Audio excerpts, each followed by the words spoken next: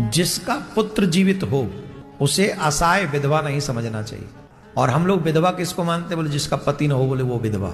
शास्त्रों में क्या लिखा है, जो दायित्व हमारी सेवा करने का या हमारी आवश्यकता भोजन वस्त्र इत्यादि की आवश्यकताएं पति निभाता है, वही वयस्क होने पर बालक अपने माता के कर्ज को चुकाता है, माता की सेवा करता है। इसलिए विधवा वही कहलाती है जिसका न पति हो और न पुत्र हो। के व्रत रखने वाले महानुभावों को इस बात का ध्यान रखना चाहिए कि महादेव का अभिषेक बिना कुछ खाए, बिना जल ग्रहण किए, आजकल बुरी आदत है, उठते ही चाय पी लेते हैं। आप नियमों का अतिक्रमण करते हैं तो वो फल आपको नहीं मिलता जो आपको मिलना चाहिए। प्रत्येक व्रती को, मतलब जो लोग व्रत रखते हैं, उनको पूर्णतः नियमों का पालन करना चाहिए। जब आप व्रत हैं तो बिना स्नान किए आप चाय पानी नहीं ले सकते, पूजा किए बगैर नहीं ले सकते। सुबह उठे, स्नान करें और सबसे पहले शुद्ध पात्र लें, पात्र में जल भरें, संभव हो सके तो गंगा जल भरें और गंगा जल लेकर उस पे कुश का स्पर्श कराएं या उसमें ही कुछ बेलपत्र चढ़ाएं। संभव हो सके तो कुछ न खाएं, जल पी लें। और अगर लगे कि हम नहीं रह सकते तो फल खाएं, ज्यादा नहीं व्रत में खाना चाहिए।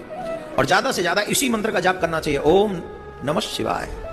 इस मंत्र का जाप करने से हम उतने पाप कर नहीं सकते जितने ये पापों को। मॉडर्न स्कूलों के कारण न पति सुरक्षित है न पत्नी सुरक्षित है। अब बताइए कितनी क्रूरता आ गई होगी हमारे हृदय में। पति के ऊपर गाड़ी चढ़ा दी, पति के ऊपर गाड़ी चढ़ा दी, एक वो कुल्लड़ जैसे मुंह वाला। मैं कह रहा हूं अगर बनाने वाला कुल्लड़ भी अच्छे से बनाए तो वो कुल्लड़ अच्छा होगा। कौन है वो, साहिल। अरे जाके चक्कर में एक बेचारा ड्राम में चले को का है, वो साहिल ही था ना, है ना। हाँ बताओ, उसकी शक्ल देखो, कुल्लड़ से भी अच्छी है क्या?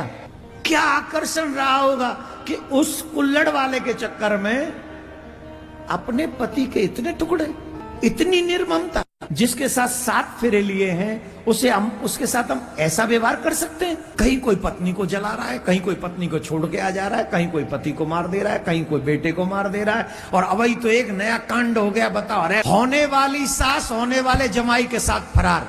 अब हमको जिन नहीं समझ में आ रही, हम हंसें कि रोएं, दुखी हो, हम करें क्या? 16 तारीख को उस बच्ची का विवाह था। कितनी मानसिकता गिर गई है हमारे समाज में कि जमाई